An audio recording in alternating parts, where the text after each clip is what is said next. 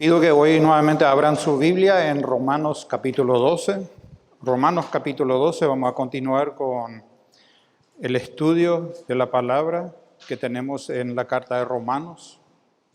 Domingo pasado iniciamos el capítulo 12, hoy vamos a continuar.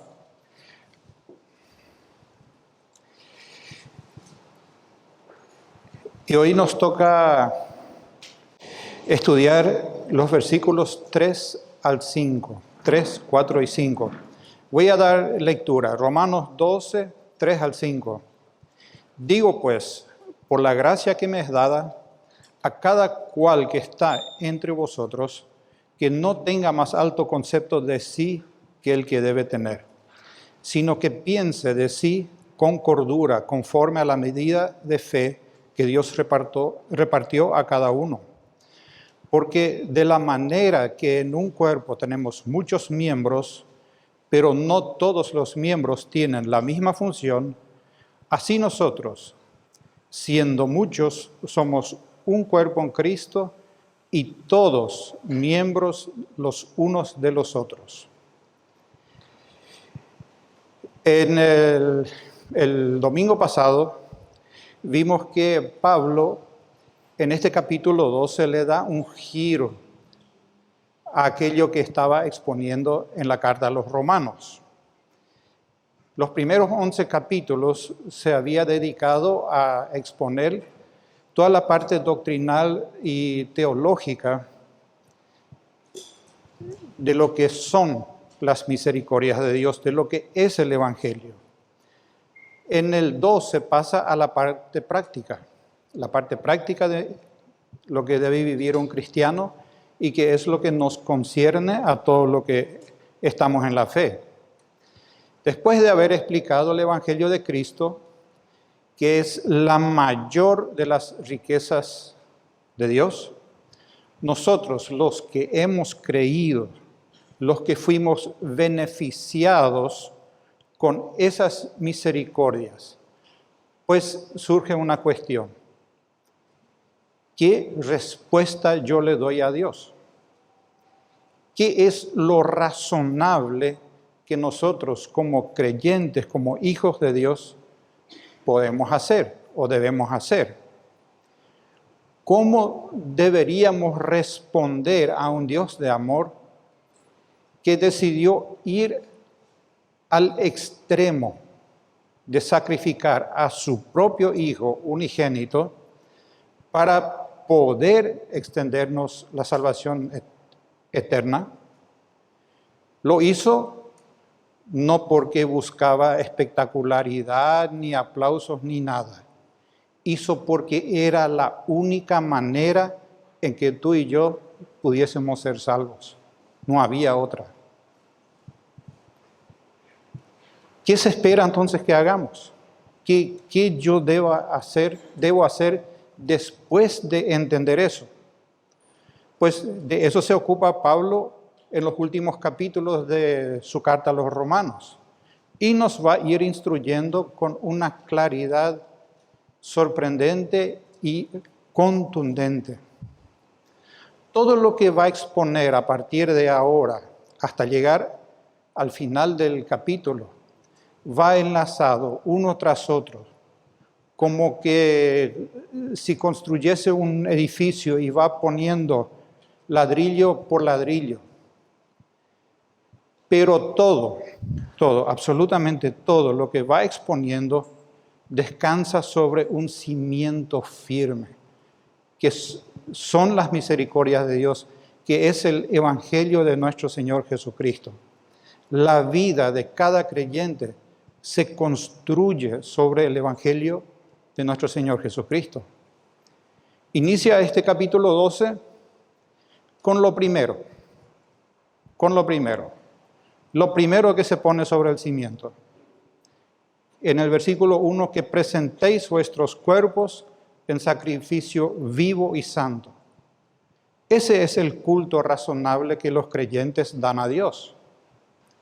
No para ganarnos su favor, sino como agradecimiento por haber sido favorecidos inmerecidamente por sus misericordias. Lo razonable que yo debo hacer como creyente es dedicarme por entero a Él. De tal manera que todo lo que yo haga, todas las cosas cotidianas, absolutamente todo, sea beber o comer, como dice en 1 Corintios 10:31, todo, que lo haga para la gloria de Dios. Miren, muchas veces decimos gloria de Dios, que tal cosa voy a hacer para la gloria de Dios, que sea para la gloria de Dios. Pero, ¿qué significa hacer algo para la gloria de Dios? Pues podemos definirlo de esta manera. Significa hacer lo que hacemos con la intención firme de obedecer a su palabra. Eso glorifica a Dios y debemos hacerlo por amor a Él. El combustible que enciende nuestros motores debe ser el amor hacia Dios. Ese es lo que nos empuja a una obediencia a sus mandatos. Eso nos va a llevar a hacerlo con el propósito de que los atributos de Dios se vean en nuestras vidas y que de eso Él reciba el conocimiento y no nosotros. Nuestro deseo debe ser que Él se lleve la gloria, la fama, no nosotros. Mateo 5:16 lo dice con estas palabras: así alumbre vuestra luz delante de los hombres, para que vean vuestras buenas obras y glorifiquen a vuestro Padre que está en los cielos. Miren, aquellos que tienen familia, que tienen hijos, sabemos que si nuestros hijos llegan a la escuela o donde sea que estén y se portan bien, ¿quién es admirado y elogiado? Los padres, porque educaron bien a sus hijos. Pero ¿quién se lleva el beneficio? Los hijos. Nosotros somos la luz y la sal de este mundo. Pero ambas cosas, la luz y la sal, recién se hacen notorias cuando vivimos en obediencia a Dios. Nosotros reflejamos la luz cuando somos obedientes a su palabra. El mundo percibe la sal cuando ve nuestra obediencia. Suelo escuchar frases de personas inconversas como: bueno, fulano va a ser nomás luego una persona correcta, una persona buena, porque va a la iglesia, porque lee la Biblia. Glorifican a Dios inconscientemente. Así como nuestros hijos nos reflejan a nosotros en el mundo, nuestra obediencia refleja a nuestro Padre Celestial. Nuestra obediencia tiene un impacto en el mundo. La gloria se lleva a Dios, pero el beneficio, la bendición, la recibimos nosotros. Pero hacer eso, requiere de nosotros un cambio radical en nuestra forma de pensar. Un cambio total de nuestro sistema de valores, ajustándolos a los principios divinos. Por eso Pablo continúa diciendo en el versículo 2, no os conforméis, no os adaptéis a este siglo, a este mundo, a estos valores que gobiernan el mundo. ¿Por qué? Dice tan acertadamente 2 Tesalonicenses 2:4, que el mundo se opone y se levanta contra todo lo que se llama Dios y es objeto de culto. Y hoy más que nunca podemos casi palparlo con nuestras manos. Todo lo que el mundo hace va en dirección opuesta de lo que Dios nos manda. Dice, sino transformaos mediante la renovación de vuestra mente. Déjense transformar, dice él. La palabra original, transformaos, es un imperativo pasivo. Señala una acción que nosotros realizamos, pero es a la vez algo que nosotros recibimos.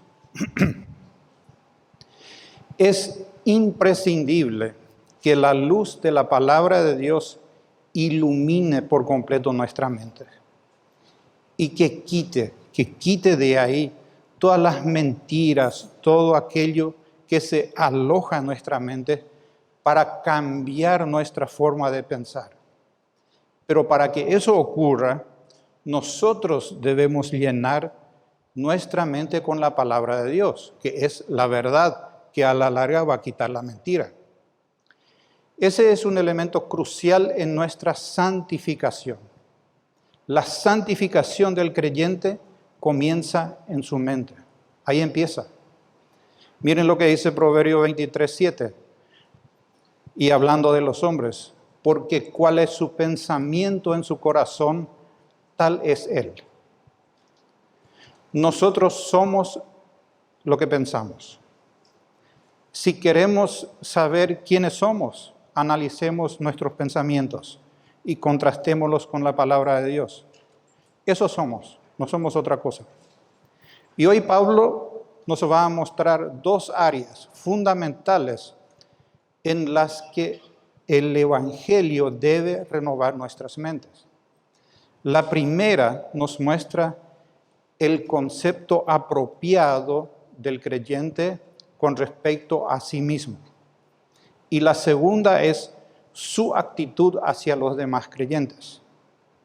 Entonces podemos decir que el Evangelio nos mantiene humildes y transforma nuestra manera de pensar hacia los demás.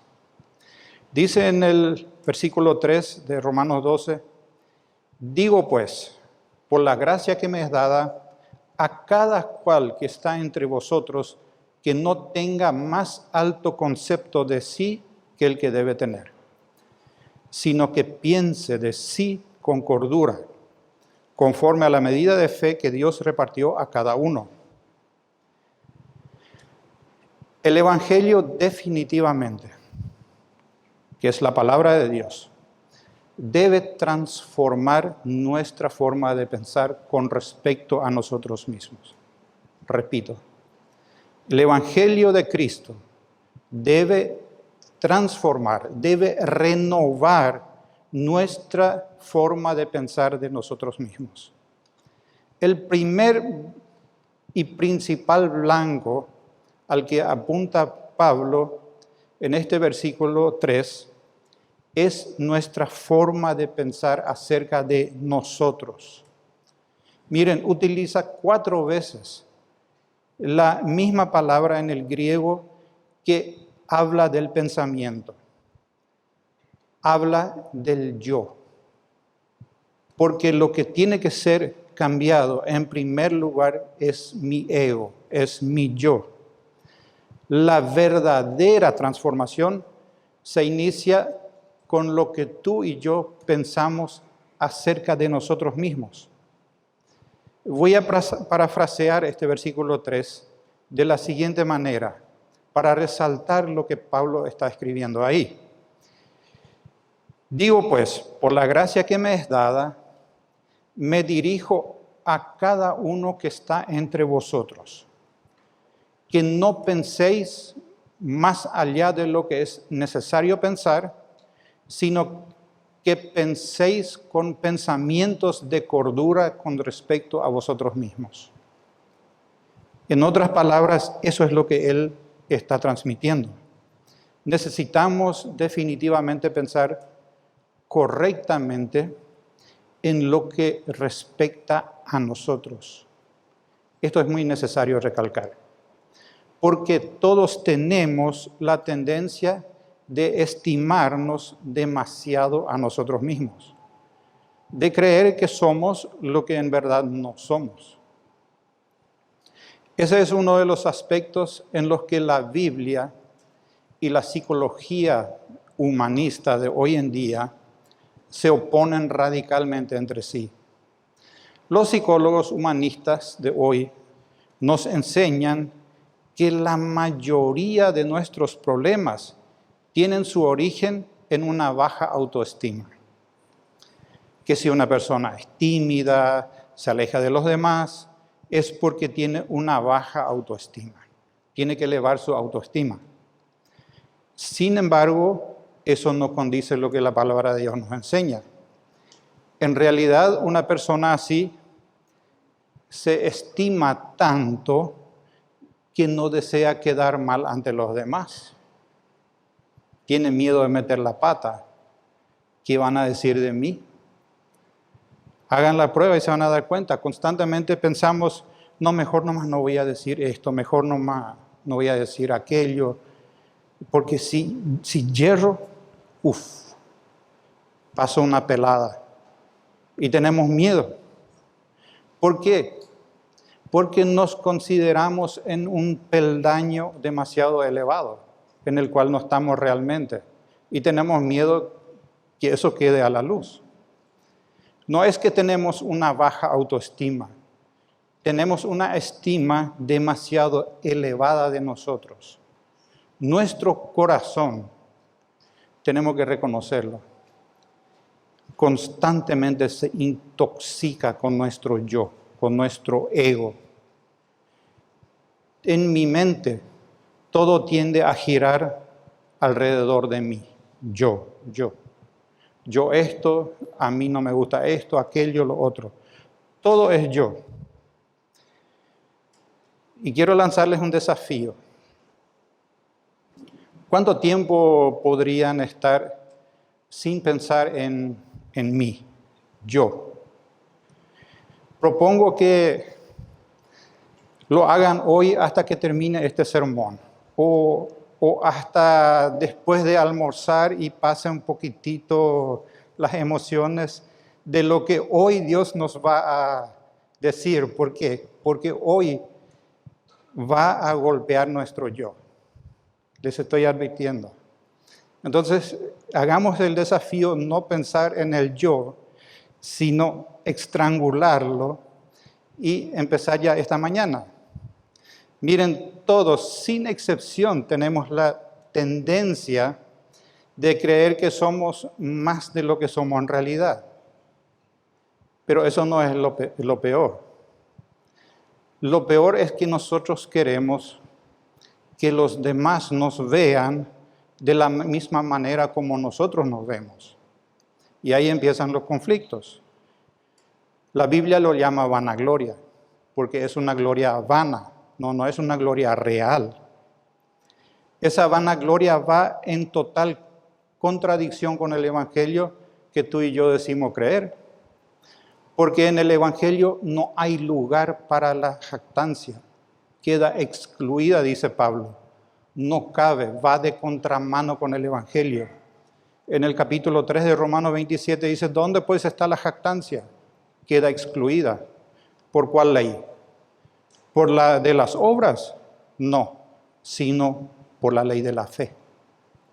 La salvación es únicamente por fe, no por obras.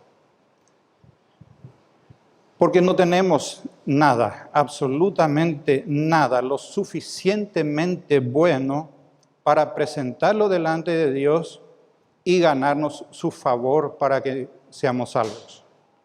Así que la salvación es por fe y la fe excluye la jactancia. Es impresionante el poder destructivo que tiene la jactancia para nuestra alma y para la iglesia. Por eso las tantas amonestaciones de Pablo. Por ejemplo, en el capítulo anterior, en el 11:18, Pablo nos dice que no seamos altaneros. En el 25, que no seamos arrogantes. Más adelante, en este mismo capítulo 12:16, nos va a decir que no seamos altivos ni sabios en nuestra propia opinión. La intención clara de Pablo es hacernos pisar tierra, como solemos decir, que no nos creamos lo que no somos. Mejor, recordémonos continuamente lo que el Evangelio dice acerca de nosotros y no lo que nosotros creemos acerca de nosotros. ¿Qué dice el Evangelio? Que somos pecadores, que no merecemos otra cosa que no sea la condenación eterna en el infierno. Esa es nuestra realidad. Y que si tenemos alguna capacidad o algo que podamos hacer por los demás, servirle a los demás, hacer algún bien, es por gracia. Primera de Corintios 4:7 dice, ¿qué tienes que no hayas recibido? Y si lo recibiste, ¿por qué te glorías como si no lo hubieras recibido? Hermanos, si tenemos algo, si sabemos algo, es porque fue un regalo. Fue algo que Dios nos concedió por gracia. Y es interesante ver cómo Pablo se aplica a sí mismo esta enseñanza en el versículo 3. Digo pues, por la gracia que me es dada. ¿Cuál es la gracia a la que se refiere Pablo al mencionar esto? Pues es la gracia, es el regalo de ser un apóstol. Lo menciona al comienzo de la carta, en el capítulo 1, versículo 5. Y pensemos, en la iglesia primitiva, ¿cuál era el oficio más importante que un creyente podía tener? Pues ser apóstol, ser apóstol. Era el oficio más significativo. No se podía tener otro oficio más que ser un apóstol. Y me pregunto, ¿será esa la razón por qué algunos hoy en día vanamente pretenden ser apóstoles? Desean, anhelan tener ese oficio privilegiado. Pues considero que deberían analizarse y no tener más alto concepto de sí que el que deben tener. Pablo sabía que su apostolado fue una gracia que le había sido dada, que él no se había ganado ese título por algún mérito propio. Sí, incluso el único mérito que él tenía es haber perseguido a la iglesia, haber encarcelado a los creyentes. Era todo lo que él había hecho. Y Dios de ahí le llamó. Tampoco Pablo se autoproclamó apóstol, sino el Señor Jesucristo mismo le llamó. Lo dice en Romanos 1:1. Con todo eso, Pablo se consideraba a sí mismo el más pequeño de todos y nunca se jactó. Él supo que fue gracia. Y lo que nos está escribiendo en esta carta de los Romanos y todas las demás cartas, no lo dice a título personal suyo, como Pablo. Lo dice por la autoridad apostólica que él tenía. ¿Y a quiénes se dirige? Pues a todos vosotros. A cada uno de vosotros, dice. Estamos incluidos todos. Toda la iglesia, los ancianos, los diáconos, los miembros, todos estamos incluidos ahí. Que nadie piense más alto de sí de lo que debe pensar, sino que piense con buen juicio, como dice la Biblia de las Américas. Que cada uno haga lo que haga según su realidad, según su medida de fe que Dios ha distribuido a cada uno. Miren, Dios nos salvó a todos por la misma fe, no hay diferencia, pero distribuyó una medida diferente de fe a cada uno. Pero esa fe, en todos los casos, es un regalo. Todos fuimos salvados por haber creído en el mismo Salvador. Pero no todos tenemos los mismos dones, que es lo que Pablo está señalando aquí. Cada uno según su medida de fe. Algunos tienen dones más visibles, otros dones menos visibles, pero nadie es superior a los demás. Todos aquí, todos, absolutamente todos, somos simple y llanamente cristianos. No somos más de eso. Somos cristianos. Dios no tiene hijos favoritos en su iglesia. Eso es importante recalcar. El único hijo favorito que tiene Dios es Jesús. En Jesús Él tiene toda su complacencia. Y a nosotros nos ama y nos aprecia el Padre porque estamos unidos a Jesucristo mediante la fe. La única razón. Eso elimina cualquier motivo de orgullo para cada creyente.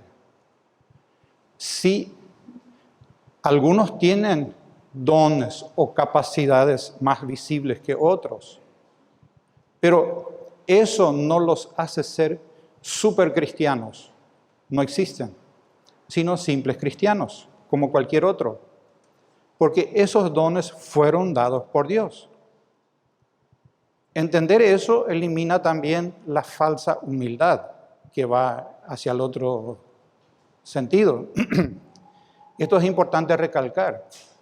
Entender que Dios es el que otorga los dones a cada creyente según su soberana voluntad, elimina la falsa humildad. ¿A qué me refiero con la falsa humildad? Pues la falsa humildad lleva a muchos creyentes en la iglesia a pensar que no tienen nada que aportar, que no tienen nada con qué bendecir a otros. Creen que porque no tienen un don muy visible, son inútiles en la iglesia. Miren, creerse inservibles en la iglesia no tiene sustento bíblico y por lo tanto es una falsa humildad. Pablo dice en 1 Corintios 12:7, pero a cada uno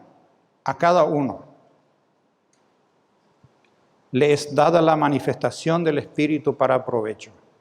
Cada creyente tiene un don. No hay miembros inservibles en el cuerpo de Cristo. Y dice luego en 1 Corintios 12:18, mas ahora Dios ha colocado los miembros, cada uno de ellos, en el cuerpo como Él quiso, como Dios quiso. Dios nos dio dones, con esos dones nos insertó a cada uno como miembro en un cuerpo para provecho. Debemos servir al cuerpo con nuestros dones. Ciertamente resulta a veces un poco difícil de identificar los dones que Dios nos dio. Por eso voy a mencionar algunas pautas que nos pueden ayudar, que pueden guiarnos a descubrir nuestros dones, para ejercerlos de manera provechosa. En primer lugar, y sobre todo, debemos presentar nuestros cuerpos a Dios como sacrificio vivo, como explica en el versículo 1 de Romanos 12. Luego debemos estar convencidos de que sin falta hemos recibido un don. Lo dice en el versículo 3. Y que vamos a rendir cuentas de lo que hicimos con el don que Dios nos dio. Debemos orar por sabiduría para que Dios nos manifieste de manera correcta cómo utilizarlo, cómo ejercerlo. Nunca debemos procurar algún beneficio personal en nuestro servicio hacia los demás, sino examinar el deseo de nuestro corazón. Debemos buscar la confirmación de Dios en lo que estamos haciendo. Procurar que Dios bendiga nuestro servicio y servirle a Él de todo corazón con lo que estamos haciendo. Y por último, ejercer el don cada vez que sea obvio que deba hacerlo y que sea necesario. Esto nos lleva a reflexionar en la segunda enseñanza de nuestro texto de esta mañana. Primero vimos que el Evangelio debe transformar nuestra manera de pensar con respecto a nosotros mismos, pero también debe transformar nuestra actitud hacia los demás. El Evangelio sin duda transforma nuestra manera de pensar en los demás. Versículo 4 el capítulo 12. Porque de la manera que en un cuerpo tenemos muchos miembros, pero no todos los miembros tienen la misma función, así nosotros, siendo muchos, somos un cuerpo en Cristo y todos miembros los unos de los otros. Todas las partes de nuestro cuerpo tienen funciones distintas, pero todos los miembros, todas las partes juntas forman un solo cuerpo.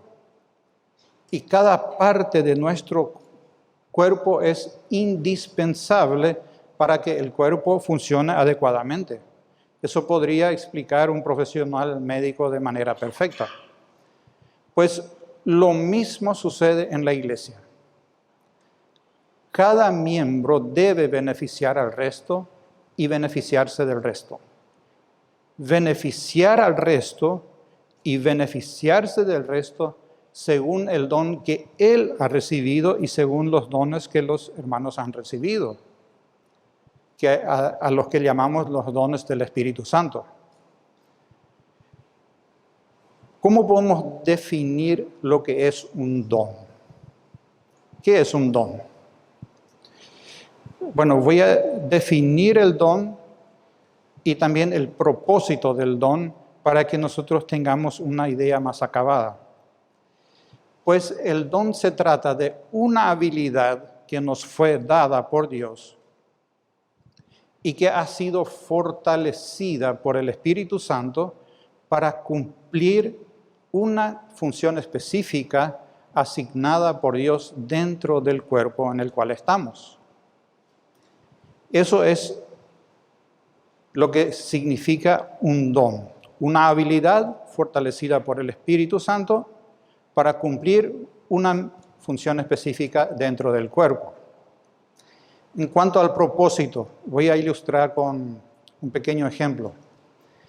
Cuentan que un grupo de estudiantes ayudó a restaurar una catedral que había sido bombardeada durante la Segunda Guerra Mundial. Después de restaurar una estatua de Jesús que tenía los brazos extendidos, la estatua, decidieron poner una inscripción en los brazos.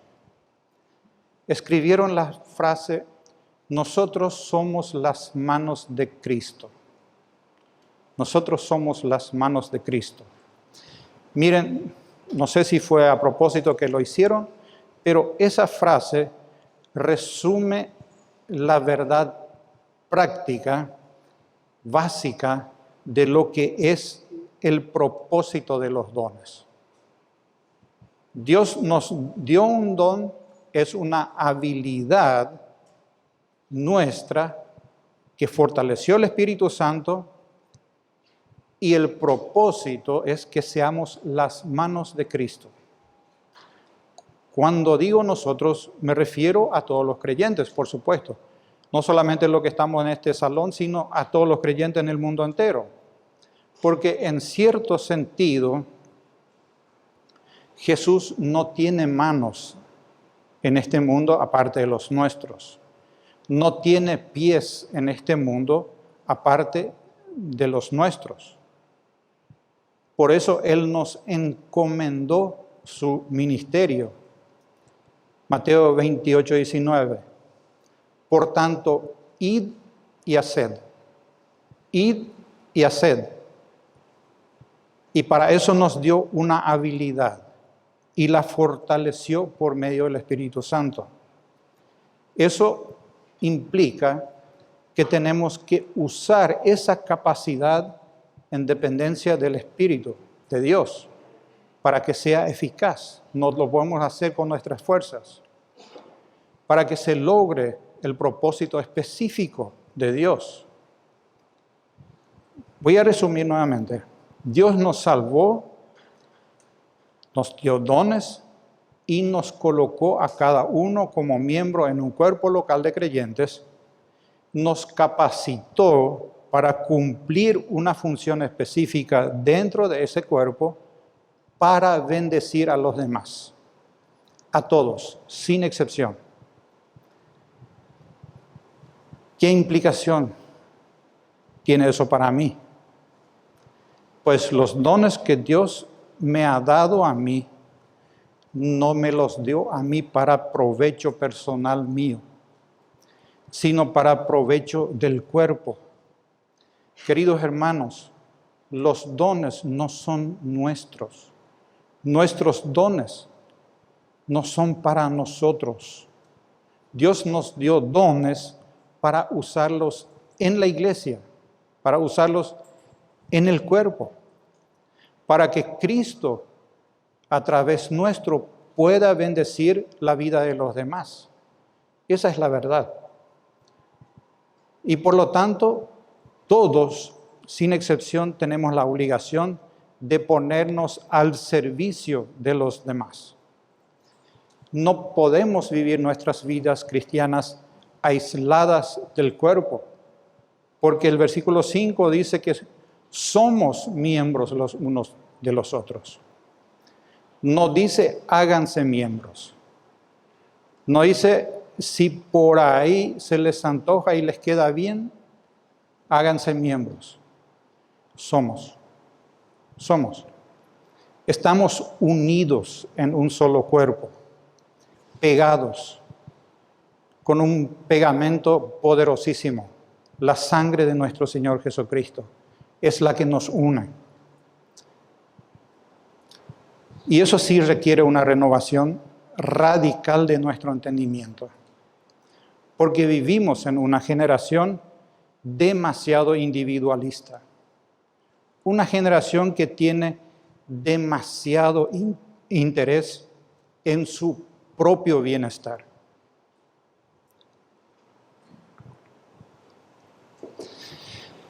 Lastimosamente hay personas que dicen ser cristianos y nunca se hacen miembros activos de una iglesia, pudiendo hacerlo tranquilamente. Porque está la otra cara también. Hay personas que son creyentes y no son miembros de una iglesia porque no tienen una iglesia a la cual unirse. Pero esa es otra cuestión. Un ejemplo, en mayo con Alcides conocimos a una persona que se mudó a 800 kilómetros de su pueblo natal con el único motivo de unirse a una iglesia. Porque se dio cuenta que él solo no iba a crecer ahí donde estaba. Abandonó todo. Se mudó a 800 kilómetros para unirse a una iglesia. Hermanos, nos necesitamos mutuamente. Nadie puede crecer a la semejanza de Cristo sin estar en el cuerpo de la iglesia. Dios no nos convirtió para que crezcamos en forma aislada o separada del cuerpo. Todos necesitamos interactuar con nuestros hermanos. Todos. Es una necesidad que tiene el creyente. Por eso con Alcides insistimos en los grupos pequeños. Porque es difícil que todos los que estamos acá estemos interactuando durante la semana.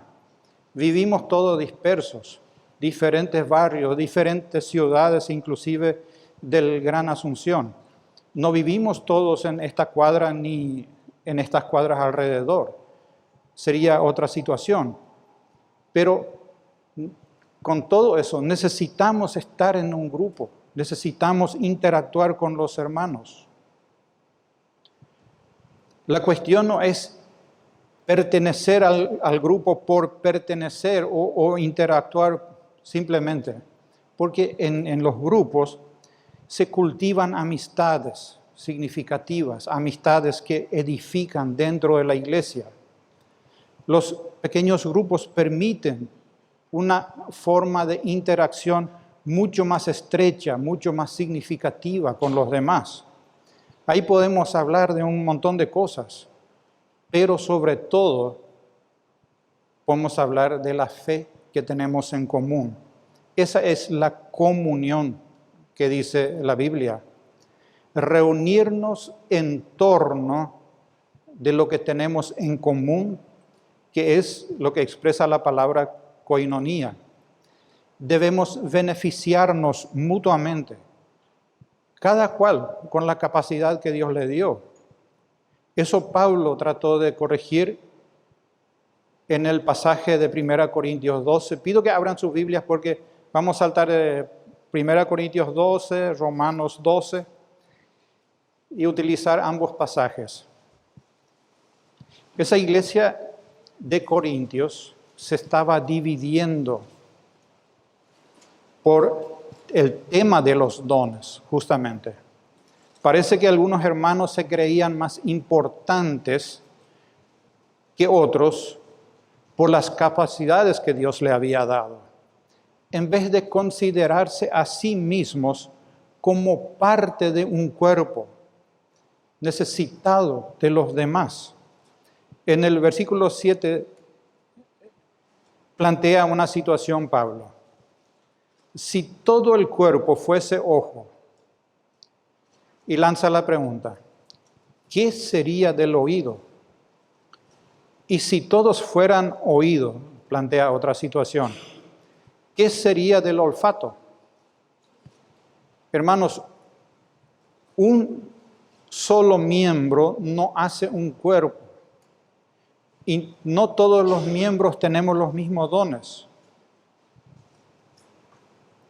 Sigue Pablo, 1 Corintios 12, 25, y dice que repartió diferentes funciones dentro de la iglesia con un propósito, para que no haya desavenencia.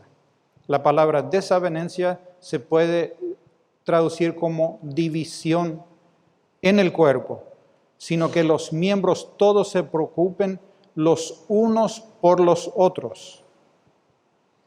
Miren, mi mano por sí sola, separada del cuerpo, ya no sirve para nada, absolutamente nada. No importa lo hábil que yo pueda hacer con mi mano, y miren, la mano usamos mucho. Quizás es uno de los miembros de nuestro cuerpo que más usamos. Y si algún miembro de mi cuerpo tendría motivos para jactarse, pues sería mi mano, ¿verdad? Pero mi mano separada del cuerpo no sirve para nada. Lo mismo sucede en la iglesia. No hay supermiembros. No importa el don o los dones que tengas o la posición que ocupes dentro de la iglesia, no importa.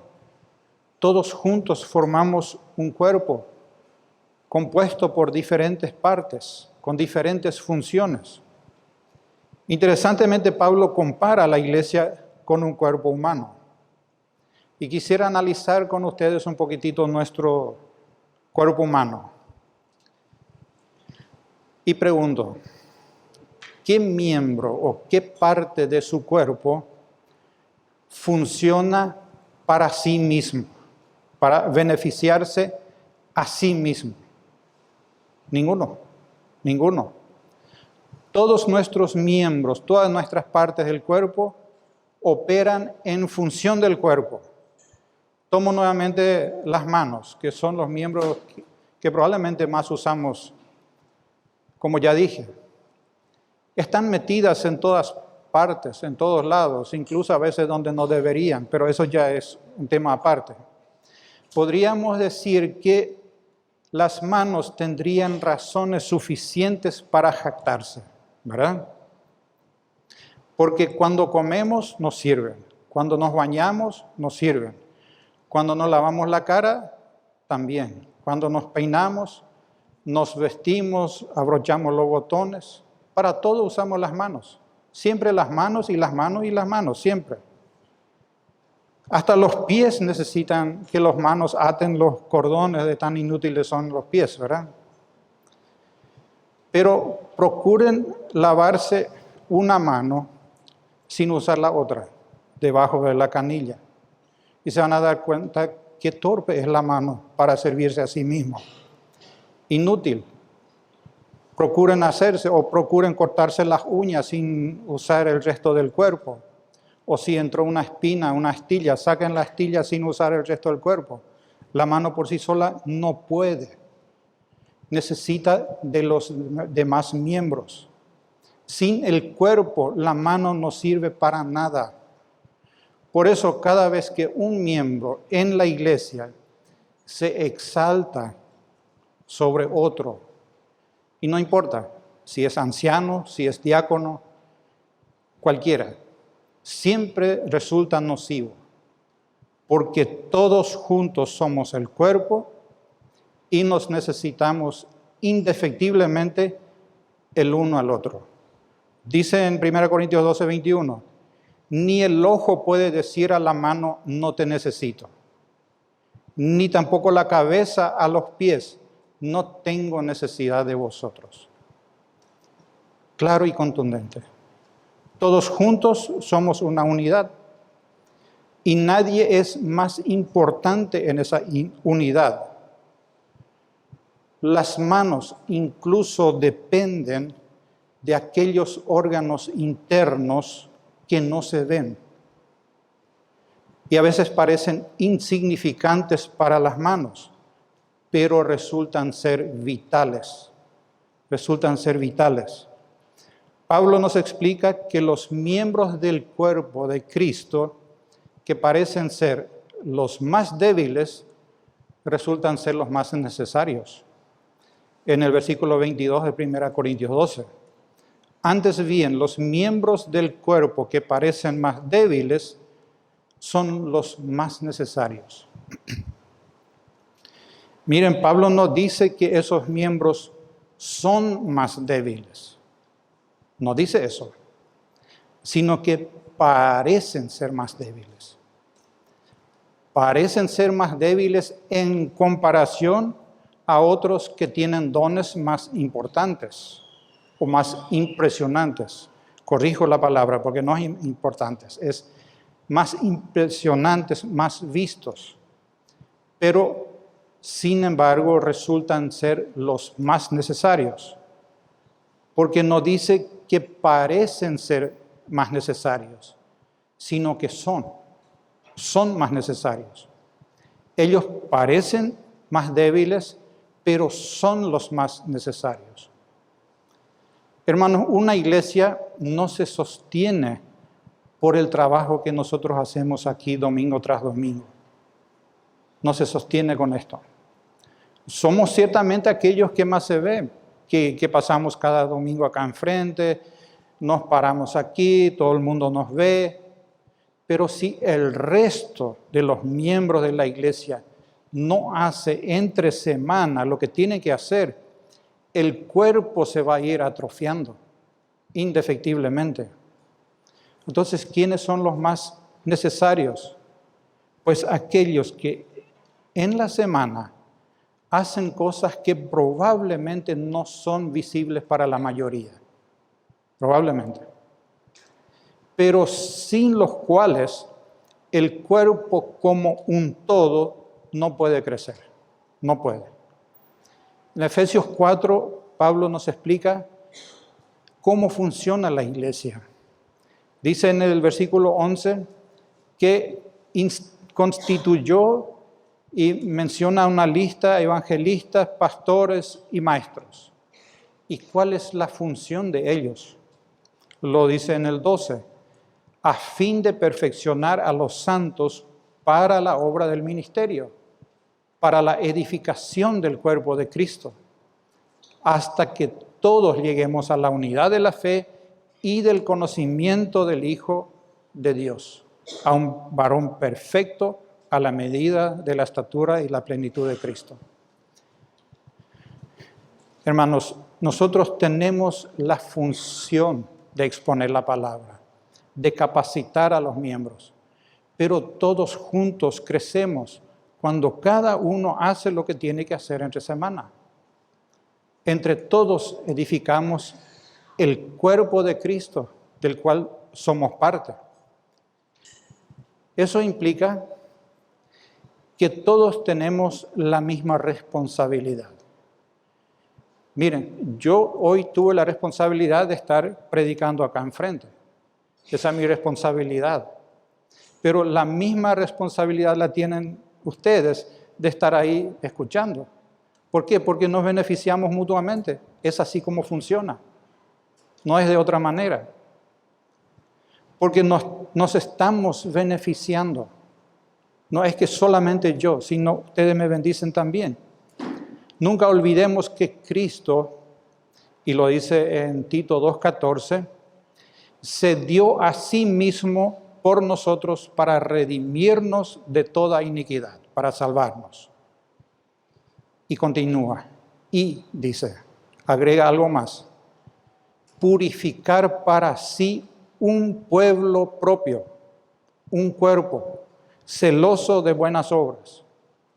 Cristo no murió únicamente para salvar individuos sueltos, dispersos de aquí para allá. Nunca fue el propósito de Él. Él murió para formar una iglesia, para comprar una iglesia. Esto nos debe llevar a reflexionar en la enseñanza de Pablo acá en el capítulo 12 de Romanos. Reflexionar profundamente sobre nuestras vidas. Preguntémonos, como cristiano, ¿qué soy? ¿Qué soy como cristiano? ¿Vivo a diario con esa conciencia de que soy parte de algo más grande que no se reduce a mí solo? Me refiero a esa conciencia diaria de que yo soy parte de un cuerpo, que soy parte de una familia, que desde que yo me convertí, desde que Cristo me salvó, ya no me debo considerar como individual. Y miren, en este contexto ocurre algo parecido con el matrimonio. Se pusieron a pensar que Dios solamente instituyó dos instituciones, valga la redundancia, en esta tierra, el matrimonio y la iglesia. Dos cuerpos. El matrimonio es un cuerpo, la iglesia es un cuerpo. Y el gran problema de los que se casan a veces es que cada uno piensa en sí, se considera no pegado al cónyuge. Lo mismo pasa en la iglesia. Nos sentimos, nos creemos que estamos solos. No, pertenecemos a un cuerpo. Todo lo que Pablo expuso en los primeros 3 versículos es pensando en la función de la iglesia. Pablo siempre escribe pensando en función de iglesia. Es algo que tomó como sentado.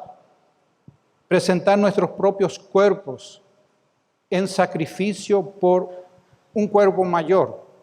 Esa es nuestra función. No adaptarnos al mundo. No tener un concepto más alto de mí, sino acoplarme activamente al cuerpo. Si recibí las misericordias de Dios, ciertamente soy salvo. ¿Y ahora qué debo hacer? Pues debo sacrificar mi cuerpo en obediencia a Dios y extender las misericordias, vivir en función a los demás. Es lo que debo hacer. ¿Y cómo hago eso? Bueno, eso vamos a ir enseñando domingo tras domingo hasta que termine la carta a los Romanos. Solamente el capítulo 12 tiene 20 exhortaciones hacia el amor, la misericordia hacia los demás. Todos apuntan a tratar de suplir las necesidades de otros con nuestros dones, según las oportunidades que el Señor nos da. Hacer aquello por los hermanos que Cristo haría por ellos. Ser las manos de Cristo. Quizás alguien dice en su corazón, bueno, todo lo que dijiste hasta aquí es muy lindo. Está todo muy correcto. Pero en esta iglesia se olvidaron de mí. Conmigo nadie está haciendo esto. Permítanme decirles que ese enfoque está errado. Ese no es correcto. El punto que te debe preocupar es si tú lo estás haciendo por los demás, no si los demás lo están haciendo por vos. Porque el Señor Jesucristo no te va a pedir cuentas por los demás, sino por lo que tú hiciste con tu don. Los demás también van a rendir cuentas cada uno. No estés pendiente de lo que los demás hacen por ti. Hay una famosa frase del que fue presidente de los Estados Unidos, John F. Kennedy. Dijo en un discurso, no preguntes lo que Estados Unidos puede hacer por ti. Pregunta lo que tú puedes hacer por Estados Unidos. Hermano, no preguntes lo que los hermanos pueden hacer por ti. Pregúntate qué puedes tú hacer por ellos. Sí, pero yo soy de escasos recursos, no puedo, no tengo tiempo. No estamos hablando de dinero. No estamos hablando de dinero. Una oración por tu hermano no cuesta dinero. Una palabra de aliento no cuesta dinero. No estamos hablando de eso. Ahora, si Dios te dio bienes, te va a pedir rendición de cuenta también. Ahora, en cada cuerpo, en cada iglesia, hay hermanos que se aíslan de los demás. Miren, estamos analizando todas las facetas del cuerpo que Pablo dice del cual somos parte. No es que pudiéramos formar parte, somos parte. Y hay hermanos que se aíslan de los demás. A veces de una manera muy visible, otras veces de una manera muy sutil. Esto tal vez ocurre porque sufrieron decepciones en la iglesia. Pero sepan, vamos a sufrir decepciones, y muchas. Vamos a sufrirlas. Este es un cuerpo de pecadores redimidos, pero pecadores. Redimidos, pero pecadores. Yo lo soy, todos lo somos. Vamos a ser decepcionados. Pónganlo en el presupuesto. Y muchas veces también. Vamos a tener problemas con otros miembros en la iglesia. Pónganlo en el presupuesto. Vamos a pasar malos momentos. Y ante esto te queda una de dos. O te aíslas a causa de los problemas, te llamas al silencio, asistís a las convocatorias lo menos posible, solamente lo suficiente como para acallar tu conciencia. Pero tenéis que saber que esa actitud no bendice a nadie y tampoco te permite crecer. Entonces, ¿cuál es la segunda opción? Pues la segunda opción es considerar esos problemas que estás teniendo como parte, como herramienta que Dios utiliza para pulir tu carácter y el de los demás. Miren, Proverbios 27:17 dice, hierro con hierro se aguza, y así el hombre aguza el rostro de su amigo. Necesitamos el uno del otro, y necesitamos ser decepcionados y necesitamos tener problemas. Porque de esa manera Dios moldea nuestro cuerpo, a nosotros, nuestro carácter. Por eso necesitamos estar en el cuerpo. Pero si te estás aislando, pregúntate el motivo. A lo mejor te estás dejando llevar también por quejas de otros miembros que se sienten insatisfechos. Y en ese sentido, sí, tenemos que admitir, siempre hay miembros descuidados en la iglesia. Y debe ser corregido, no debe ser así. No lo digo como excusa. Es una amonestación para todos, tenemos que corregir eso. Pero si ese es tu caso, si te estás dejando influenciar por quejas de otros, ¿por qué no cambias de actitud? ¿Por qué mejor no le ayudas a tu hermano? Probablemente Cristo quiere usar tus dones, los que Él te dio, para restaurar a ese hermano, cuidarlo, y no para hacer causa común con él. Así también en la iglesia siempre hay hermanos que no se dejan ayudar, no son transparentes, no buscan ayuda. Si te estás aislando, pregúntate si te estás dejando ayudar por los dones de tus hermanos. Si realmente tenés un deseo genuino de parecerte cada vez más a Jesucristo. Hermanos, cuando medité entre semana preparando este sermón, en todas estas aristas que estoy mencionando, en mi persona, de lo que es el cuerpo, la iglesia, debo confesar que me sentí confrontado personalmente.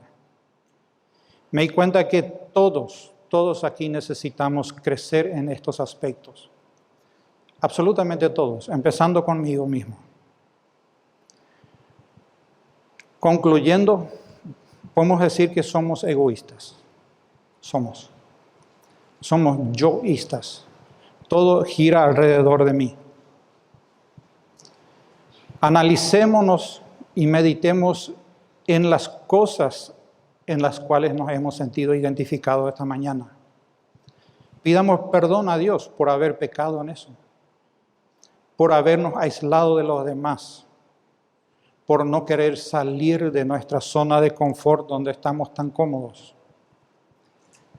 de tener miedo a que hieran nuestro orgullo, porque el orgullo es lo que van a herir, por haber creado una coraza alrededor nuestro como un mecanismo de protección, supuestamente, con la excusa de no querer sufrir más decepciones. Pero en realidad sufrimos más cuando nos aislamos. Pedir perdón por no seguir el ejemplo de Cristo. Miren, Cristo no le dijo al Padre, yo no me voy a ir a la tierra. No. Hacerme hombre para ser despreciado, ser escupido, ser azotado y después crucificado en una cruz. No, yo no quiero eso para mi vida.